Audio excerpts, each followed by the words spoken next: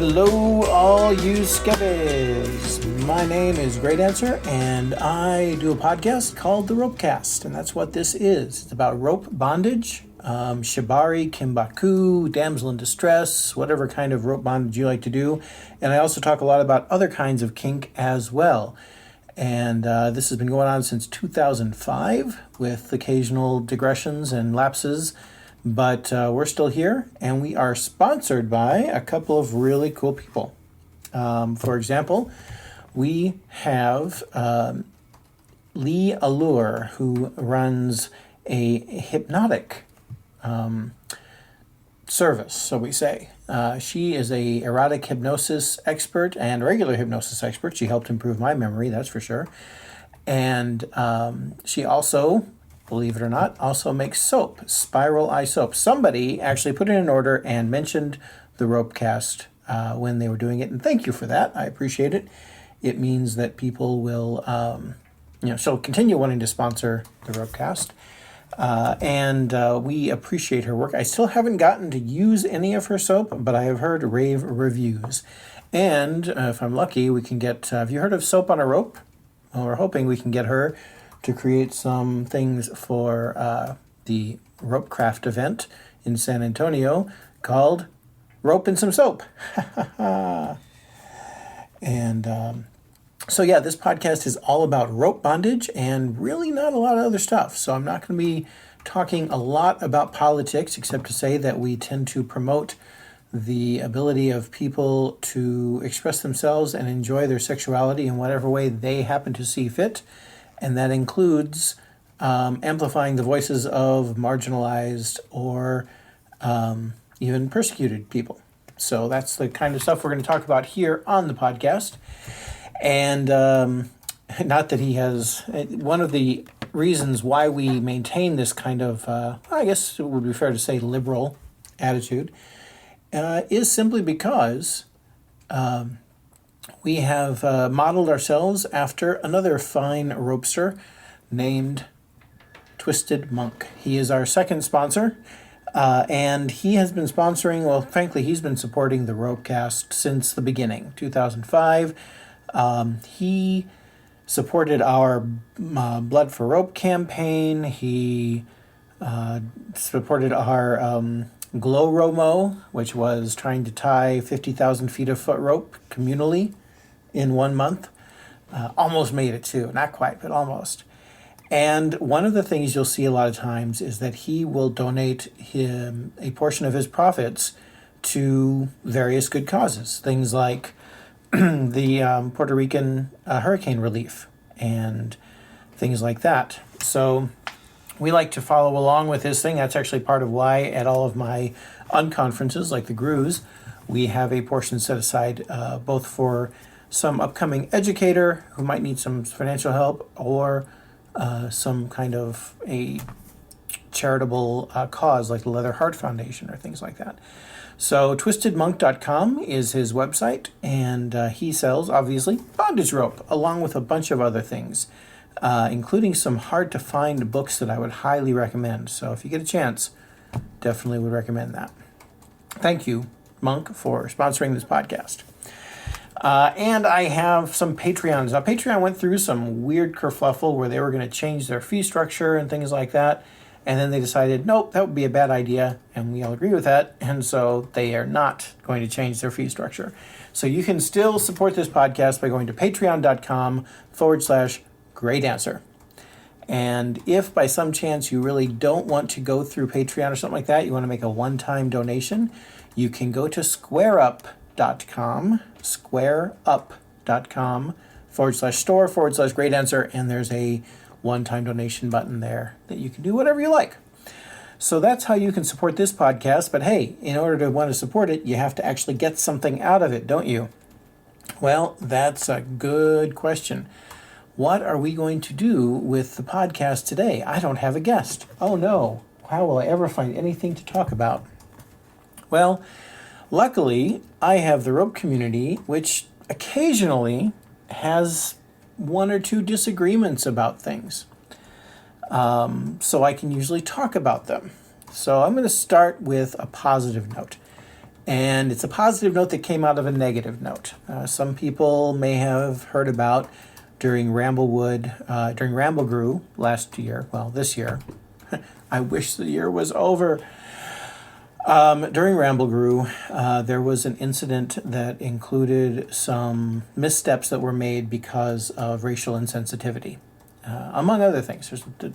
I'm not going to go into the whole incident again, but definitely one component was the knowledge that as a community, the Ramble Grew community, frankly, was not up to speed on various aspects of racial sensitivity. And so we had, coming out of that, I went to 4 listening sessions. And the idea of these listening sessions was to create a space where people of color, and that by that I'm defining that as non-white, could come and talk about their experiences in the kink community, especially in regards to consent. And we had 4 of them. The first one was at FapCon in Calgary. Then we had one in Cleveland, Ohio at the Cleveland Grew. We had one in Austin at the Austin Grew. And then finally we had one at the Kansas City Center for Inclusion. Thank you so much for having us there. Before the Kansas City Grew. And I want to give a big thank you to the various people who attended that, both the people of color who came to speak and the people not of color who came to listen. I took notes extensively and have transcribed those notes, and they will be published with a great big caveat on January 1st. And the caveat, which I'm going to just say here, so you know in advance, is that these are not the words of people of color. These are not their words, not their ideas, not their experiences. No, what these are this is my transcribed memory of what I meant when I wrote my notes while I was listening to them talk about their experiences. And what this means is that it's heavily, heavily filtered through my privilege, my biases, my viewing. The only way you could have you could have gotten a less diluted format if you had come to the sessions. And some of you may have come to the sessions and will look at the notes and say, that's not what I heard, and that's fine.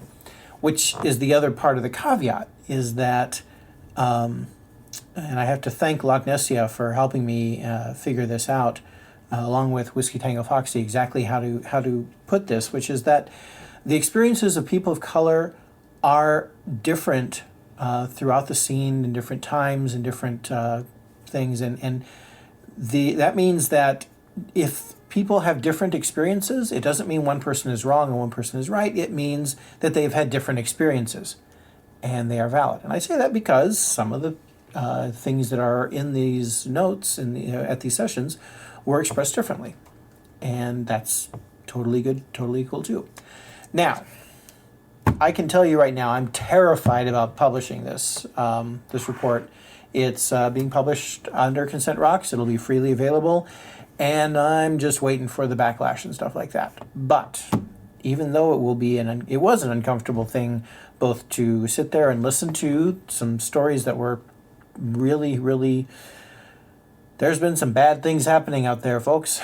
And also it was hard to continue to write about them and reread them. So that was all very difficult, but very necessary. And I can tell you that there's a few things, and this is what I was leading up to, by the way. There's a few really solid takeaways that came out of this. So one of them is speaking up, microaggressions. And if you roll your eyes at the sound of microaggressions, I just have to say that you obviously are not aware of what they are, because everybody has them happen in one way or another. Some people have an easier time dealing with it.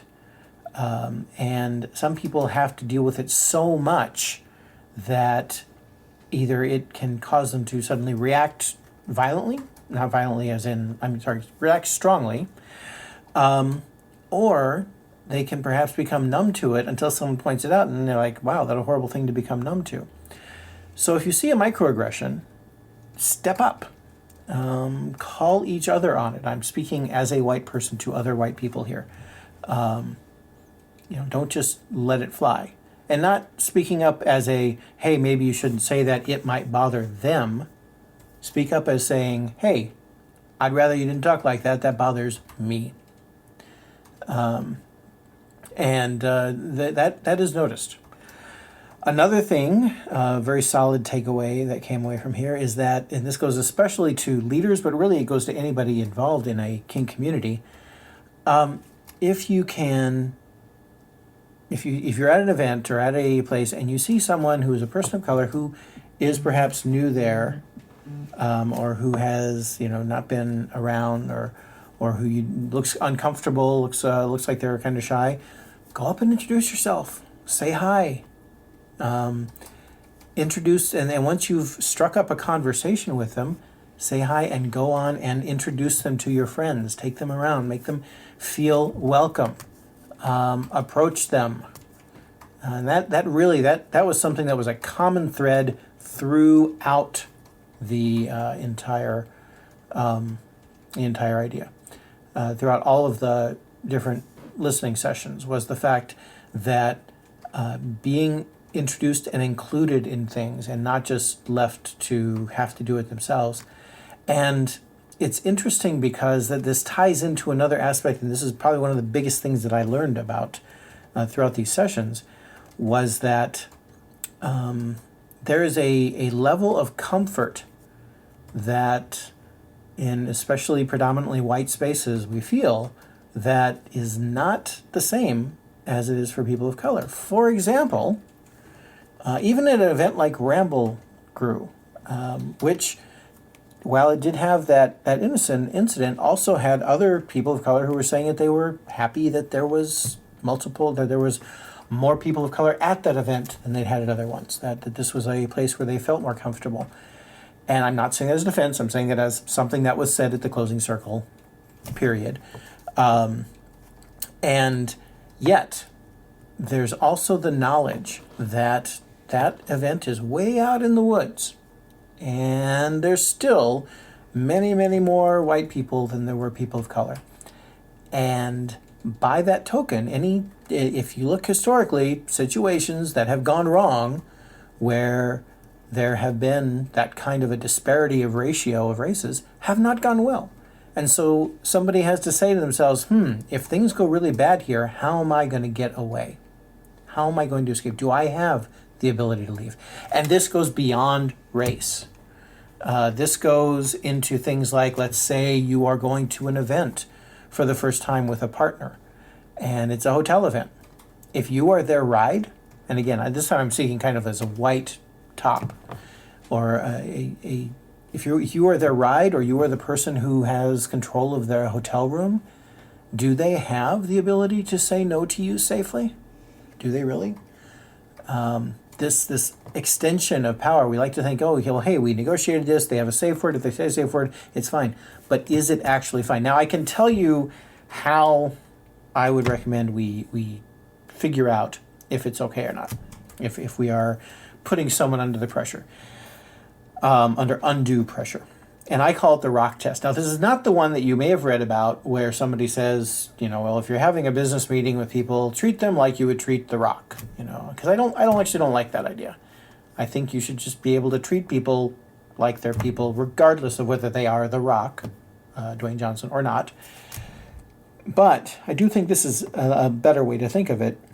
If you're wondering if you are putting undue pressure on someone, imagine if the rock was saying the same thing that you're saying to them, if the rock was saying that to you while you were both in prison,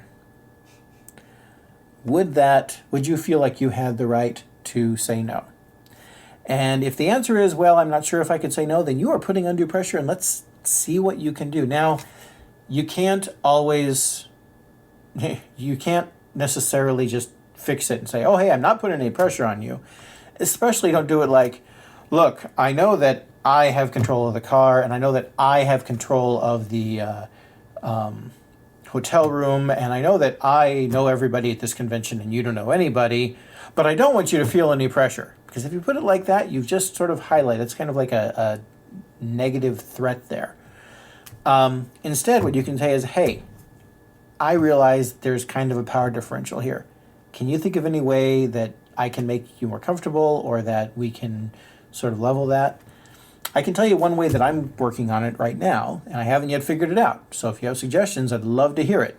And that is specifically for that idea of Ramblewood. If I'm running an event at Ramblewood and somebody feels unsafe, like systemically unsafe, like they don't feel that there's anybody at Ramblewood that they can talk to, not in the staff, not in the operations, not in the things, that they really feel unsafe, that there is a way that they can leave, that they can get to a hotel or something like that. Now, I don't know if that's going to be having a taxi service on call, or having one staff member with a car who is going to take somebody somewhere, no questions asked, or I'm not sure exactly what that will look like. But I need to do better than we did in the past, because that was a power differential that I didn't recognize, that I have now been told of. So I would just say that if you do look at this report that I publish, a lot of it has to do with the rope community. A lot of it has to do with things that you might be surprised about, that you might disagree with. Hell, I may have already gotten myself into trouble and you're all yelling at me because I've said things about race and stuff like that here on the podcast. Hey, too fucking bad. This is my podcast. You don't like it? There's lots of other ones you can listen to. But we're glad you chose this one. So let's talk about something a little more fun. Flow Erotic. Guess what? FlowErotic.com now has a link to getting tickets. Flow Erotic is going to be an event that is happening in April. It'll happen April 20th through 22nd at Ramblewood. And it is not a rope event, not per se. It's not a rope event. It's a kink and burlesque and flow arts event. Now, burlesque, the pasties, the feathers, things like that. And we have fantastic instructors coming. People like Bella Blue from New Orleans, and Inublieta. Now you're going to say, wait a minute, Inublieta, she does rope. Yes, she does. That's the whole point of this thing, is that it's for people that are tired of like having a little tiny bit of kink with their burlesque, or a little tiny bit of burlesque with their kink, or a little tiny bit of flow arts with their burlesque and their kink. Instead, we can get there and just kind of immerse ourselves in all three. We are going to have several stages for performances, ranging from an open mic stage to professional level things. We have professional theatrical lighting and sound coming. We have, who else do we have coming? We have Sving coming, who's going to be doing Sire? The German wheel, teaching that, among other things. Silks will be done, aerial silks. We have acro yoga happening. We have Nil coming. I'm very excited. Nil does a lot of stuff, both combining the kink and sort of the spiritual nature of things. And if you go to Ramblewood, there's a lot of woo there. And I'm very excited to have Nil there as well. And we have more presenters that we are coming. Now, if you want to present, you can go to presenterapp.flowerotic.com. And you can fill out the form to present as well. And I can tell you that we do not have our entire presenter lineup done. We have a few headliners that we're set to go. Oh, and did I mention it actually is a paying gig? Yeah, this is an experiment in trying to build from the ground up, with the people involved being fairly compensated for their work and their time. And so if you are a presenter and you're like, well, I don't know if I can do that because I don't know if I can afford it. Well, we're not just the kind of event that covers like, your travel or just your room and board. No, we cover travel, we cover room and board, and we pay you for your classes. So we would like to have you, and presenterapp.flowerotic.com. And if that's the kind of event that you would like to see more of, or you just want another excuse to go to Ramblewood in April, we will be apparently we are the very first event of the season. So if you want to come to it, go to flowerotic.com and click on the Get Tickets link. That's a happy thought. Hey, Naya, tell me one of the classes that you think is going to be really fun at ROPECAST San Antonio. Oh, that's tough. I am really looking forward to Lizard's The Art of Mindful Risk-Taking. Yes, The Art of Mindful Risk-Taking with Lizard. Now, this is a back of the napkin class, as in I was having a meal with Lizard, and she said, hey, I want to tell you about this class that I'm doing. And she started sketching this stuff on the back of a napkin of how she's working stuff out. And I loved it. I loved it so much that we created an event so that we could have her present it. And it is a different kind of risk assessment. It's a better kind of risk assessment. Now, Lizard has a lot of experience in dealing with high-risk situations, and both both professionally and also as a hobby. I oftentimes will get pictures of her and the crew down there going rock climbing, or for that matter, just the things they do in their rope lab group. Maymoon actually recently sent a video of a quick release TK, suspension worthy TK, that if I hadn't already picked out the classes that I want him to teach at Ropecraft, I would probably ask him to teach that. But hey, maybe we convince him to come to Erotic. Did I say Erotic? No, Ropecraft. Yeah. Ropecraft. We know what he wanted to teach for Ropecraft. I haven't yet figured out if I can lure him out to Erotic, but that would be a great performance harness to do. Hint, hint, hint. And of course, I have to give a shout out to Lila, who was the demo bottom for that video, for lots of reasons. Hi, Lila. Hi, Lila.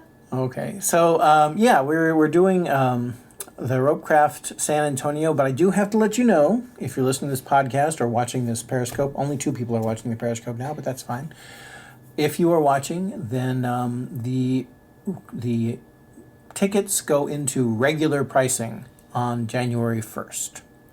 And that's January 1st of 2018, so if you're listening to this years later, never mind, it doesn't affect you. But yes, we will have a little bit of a price bump. They go to the regular price. They're still a good price, but if you want to get your absolute best value for it, I would definitely recommend you do that now, before January 1st.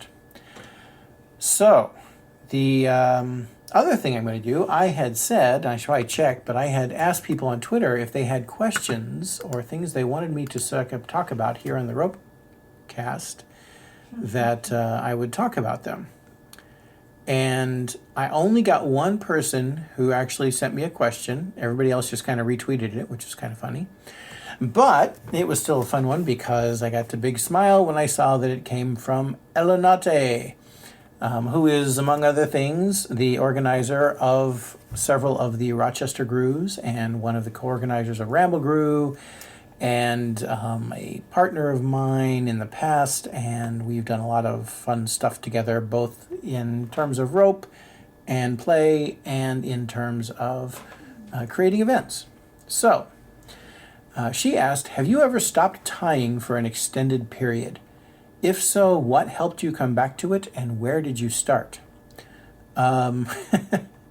So, part of the problem with this, and she also adds in another tweet, I realized recently I haven't been tying in play at all since 2016's Fusion. So I have thoughts about this because, to answer your first part of your question, yes, I have definitely had periods of time when I have stopped tying, or at least had a lot less tying than I used to do. And the problem is with the second part of the question is that I'm currently in one of those periods where I don't tie as much as I used to. And there's a lot of reasons for that. One of them is if you ever want to find a way to keep yourself from being able to spend as much time playing in kink, here's what you do. Start organizing kink events. It will become, you'll get to the point where you get to read entire lists of classes by presenters who you respect, who you have affection for, who you are friends with, and they'll have fantastic classes, and you will get to pick out all of the best ones that you're not going to get to go to. Or you can do an open space where you're facilitating it, and lots of people will put up classes up there on the wall that full of interesting subjects and topics, and guess what? You won't get to go to them. So I'm being a little bit ironic, but a little bit true too, is that that changed things. Naya and I also used to do a whole lot of suspension and things like that. But then when she had a change of medications, it changed her pain tolerance. And suddenly some things that I used to do didn't work so well. And I oftentimes really caution hotshot riggers who are absolutely sure they're the best in the world, and boy, you just can't believe how great I am, and say you might want to think about how much of that is your bottom's ability to cover for your mistakes, because that is something that, you know, when I had to change the way that I tied, very much, and it also changed the way that Naya and I played. Now we do still play a lot. We tended to shift more into a leather and DS space. And rope became used more for, well, definitely for teaching, but also more for, what's the word for it? Pragmatic purposes.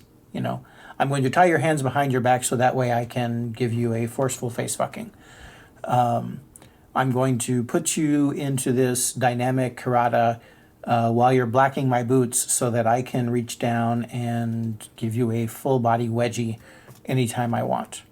And things like that. We did a lot less of the, let's tie up in a sort of human mobile kind of way and then spin around a lot.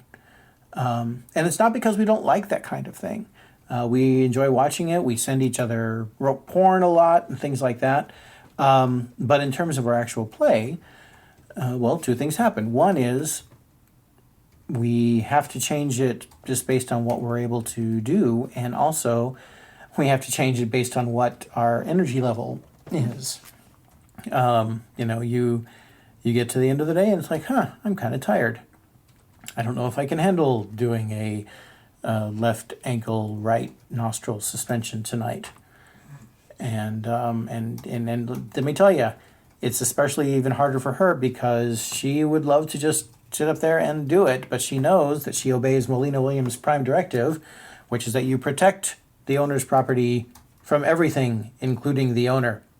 And so the bottom. And the bottom. And so she does a really good job of doing a self-check-in. She also makes a space so that I, as a top, can feel like I can say, hey, you know what, I'm not actually feeling up to that, and not feel like I'm less of a top or less of a person. So I think that's the first thing I would recommend in terms of, well, how about instead of saying getting out of it, how about say, instead of getting out of it, why don't you just let your kink flow the way it's naturally flowing? I mean, it's okay to have interests that change.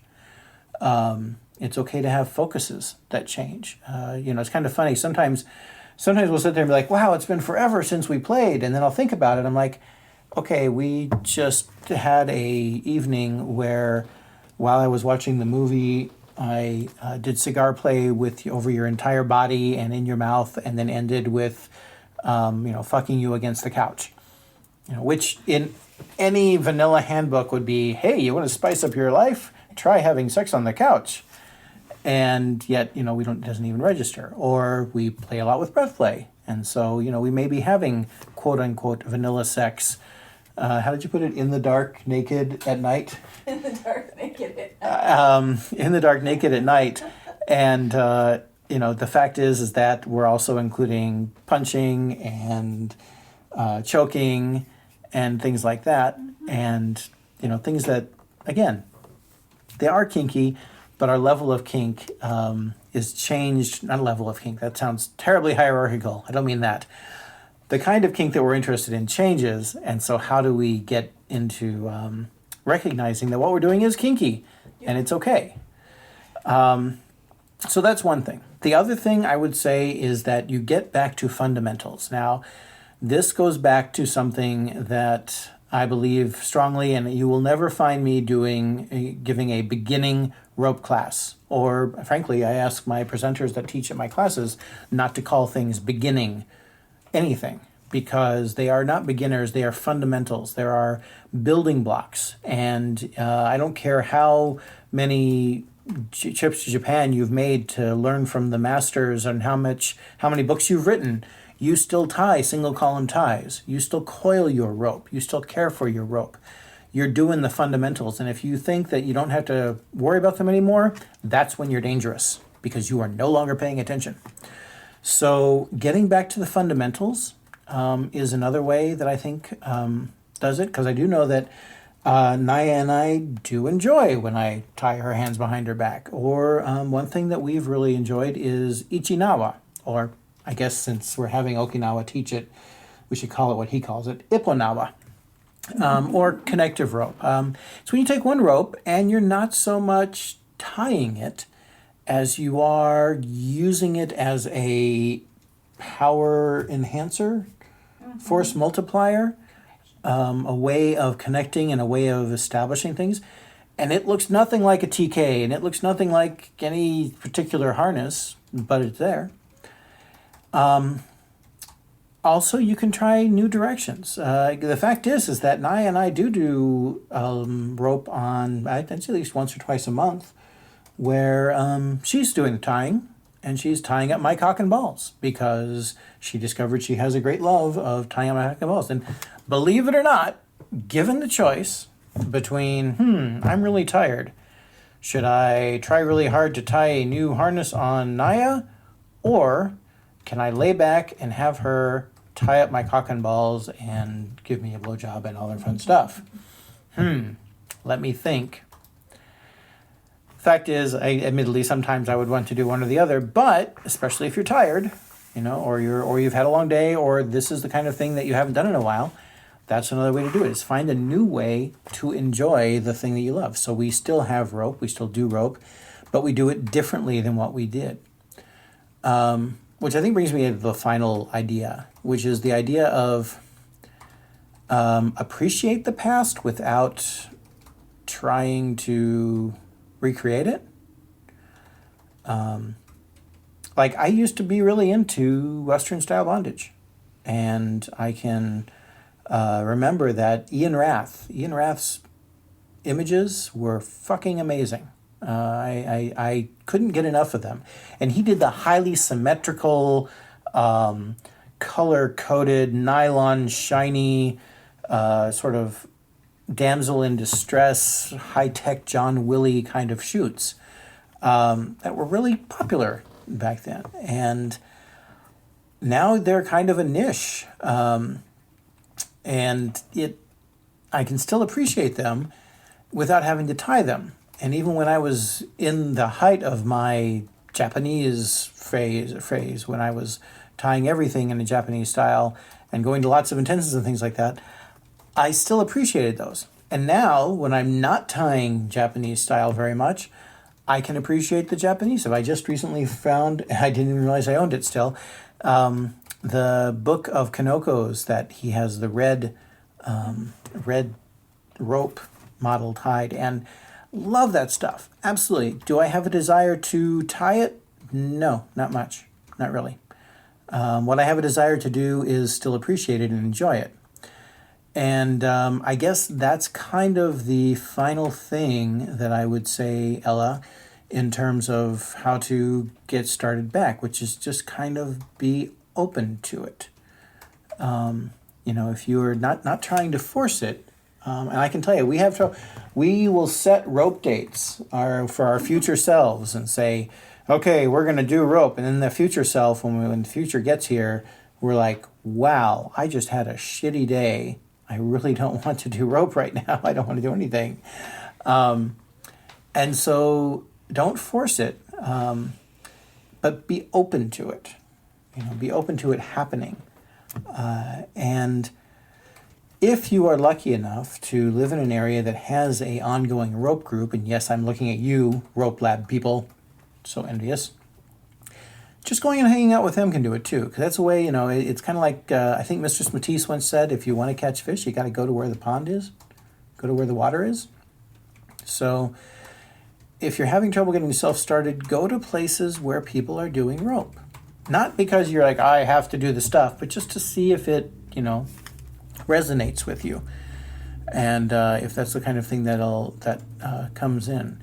If you don't have the opportunity to meet with a group of people regularly, well, maybe you should be the person to start it up. And that should be a topic for another group. Maybe we can someday get the people from Rope Lab or the people from Devil Mask Society to talk about how they are able to maintain such a vibrant rope community. Hey, you Iowa people are pretty good at that too. So, yeah, that's my thoughts on that. Thank you, Ella, for the question. And if you have comments, don't bother her. Bother me first. Gray@graydancer.com is the email. Pretty easy to find. Gray at ROPECAST. No, Gray at ROPECAST does not work now. So, yeah. Gray@graydancer.com is the email. I'm on Twitter as GrayDancer. If you're watching on Periscope, hi. And if you're not on Periscope, you have no idea what I'm talking about. And, yeah, I guess at the end of this, I also have to tell you some exciting news. So 2018, I have a goal. My goal is to have 12 grooves, one for every month. Not that I have to do one a month, but I came close in 2017. We had 11 grooves. And we are almost there already for 2018. There are 9 grooves planned. Well, sort of planned. 9 grooves. I can tell you some, first of all, the really good one, not really good, they're all really good. The next one is in January, and that will be January 5th through 7th. And that's the LA Groo. And by the way, any of these things, la.groo.space will get you it. And then in February, this is fresh off, this is the first any of you are hearing about this, February 2nd through 4th, that's right, the Madison Groo. We're coming back to our roots. This whole Groo thing started in 2007 here in Madison, Wisconsin, and it's coming back, and we're going to be at the Freya space. Then there's this little thing called RopeCraft in San Antonio, but then the Chicago Groo, again, big announcement, 16th through the 18th of March. That is St. Paddy's Day weekend. Great time to be in Chicago. They turn the river green.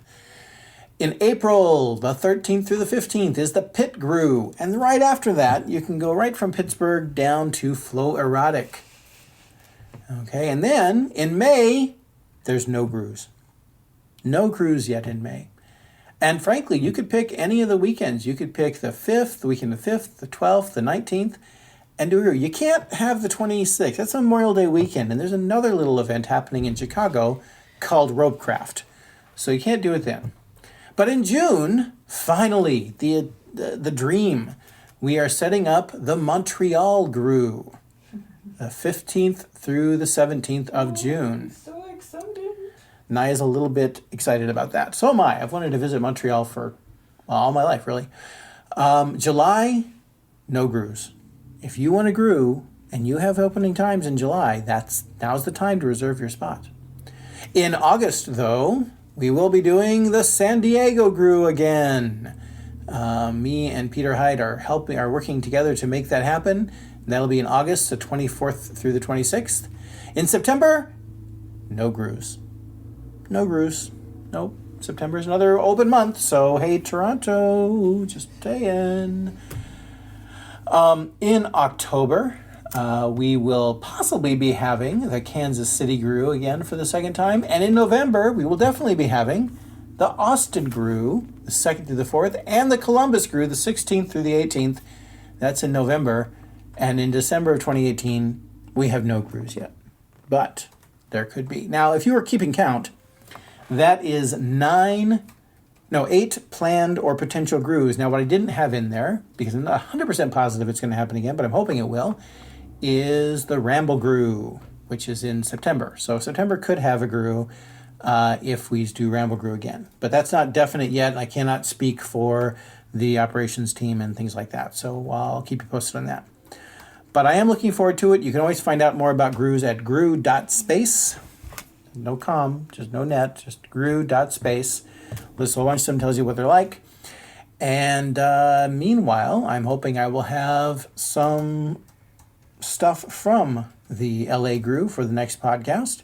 I'd like to thank my sponsors again, Lee Allure, leeallure.com or spiralisoap.com, and Twisted Monk, maker of great hand-conditioned and hand-dyed hemp rope, among other things, at twistedmonk.com. And hope to see some of you at the LA Grew, and hope to see some of you at ROPECAST, and definitely like to hear about you coming to Flow Erotic. In the meantime, I will be here in Madison, Wisconsin, the rope bondage capital of the world, talking about sex and kink and culture, and ending it all by saying, that's some good rope.